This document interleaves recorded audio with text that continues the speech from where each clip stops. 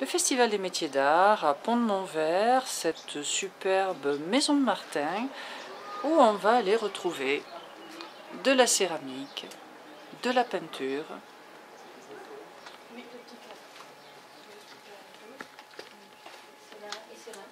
Ceux-là, ils sont à 25, les petits sont à 15 et ceux-là à 25. Voilà, après, oui, d'accord. Ils sont à 40. Non, je peux pas faire ça.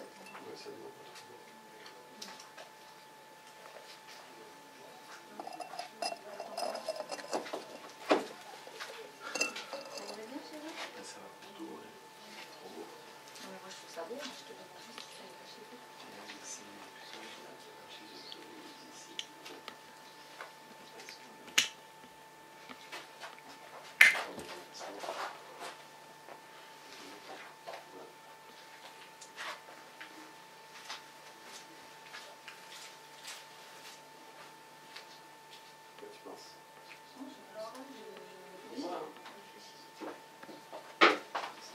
Vous êtes encore là pendant un petit moment? Oui, c'est ouvert jusqu'à 21h. Ah, d'accord, 21h30. Tu entends être juste en... Non, le temps qu'on réfléchisse, juste le temps que je réfléchisse, ça va aller chez eux. Ils ont beaucoup de marron hein, quand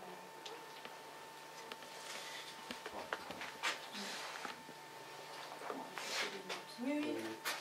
Merci, madame. Merci, Louis, je t'en prie.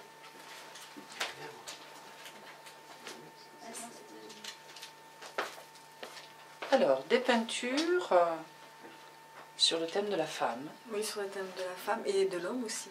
Parce qu'on trouve aussi des corps d'hommes. Il y en a deux. Il y a un corps d'homme là et puis là-bas. Et en fait, c'est travaillé sur de la tôle rouillée. Et ensuite, après, je suis venue peindre à l'acrylique dessus. Et en fait, avant de travailler ma peinture, j'ai bloqué ma tôle. Voilà, la rouille. Et ça, c'est un des derniers travaux que j'ai fait là, sur la tôle.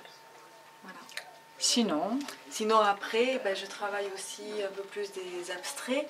Et après, on peut très bien imaginer ce qu'on voit dans l'abstrait. Et j'utilise beaucoup d'incrustations, des matières, des pâtes à texture, ainsi que du sable que je viens incruster.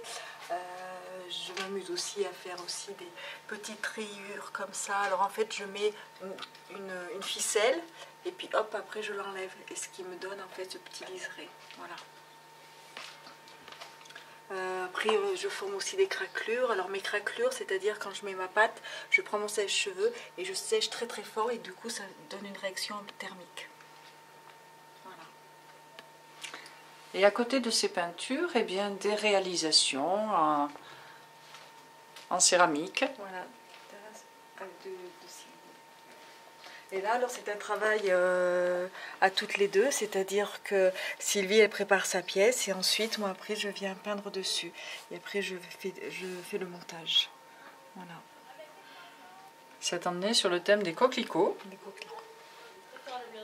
Avec, Et quelques tableaux aussi. avec cet éclatement des rouges sur la blancheur des toiles. En petites pièces, mais aussi en pièces plus monumentales. Aussi.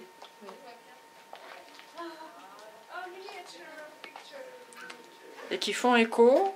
Avec Sylvie, avec son rouge.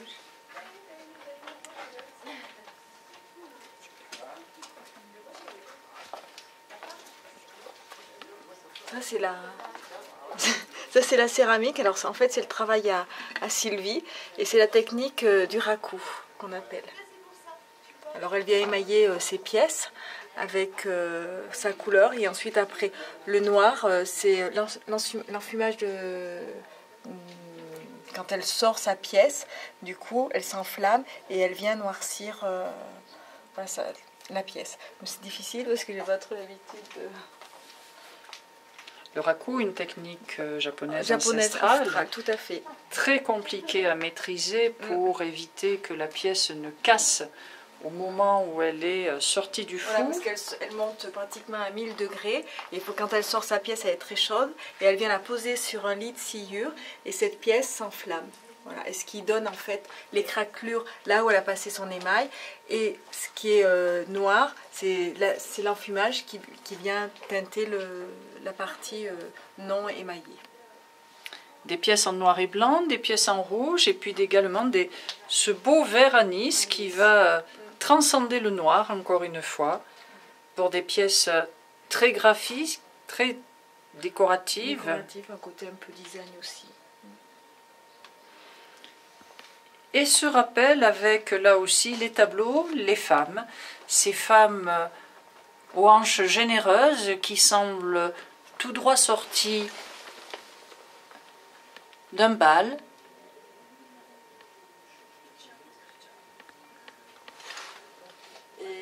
Et avec ces femmes aussi, on retrouve aussi la sphère qu'elles travaillent par rapport avec ces boules qui représentent des vases. Et on retrouve de nouveau voilà, la sphère avec la femme.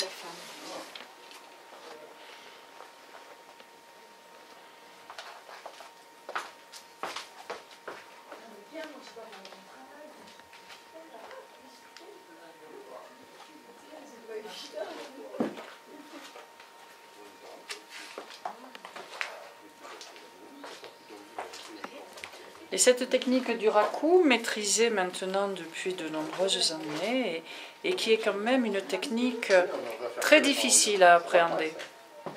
Oui, donc l'essentiel de cette cuisson, c'est donc à la deuxième, lorsque je vais sortir mes pièces chaudes de mon four, où je suis montée à peu près à 1000 degrés en moyenne d'1 heure. Donc ces pièces, je les récupère avec une pince. Et puis ensuite, je les dépose sur un nid de copeaux de bois. Et elles s'enflamment. Donc les parties donc, non émaillées, ben, c'est la sciure qui va brûler, qui va la noircir. Et puis après, il y a la fumée qui va rentrer dans les craquelures. Parce qu'au moment où j'ai sorti ma pièce, il y a eu donc un choc thermique sur l'émail. Et ce choc thermique, il provoque souvent de la casse. Oui, souvent ça arrive parce que bon, c'est quand même assez violent. Donc voilà. Et ben après, quand les pièces sont sorties et réussies, et ben, il y a tout un nettoyage à faire parce que vous avez de la suie dessus. Donc il faut tout nettoyer. Et c'est vrai que je pense que c'est le moment qui est très intéressant sur la pièce. Parce qu'on va découvrir donc, plein de petites craquelures. Des fois des craquelures qu'on n'a pas forcément maîtrisées.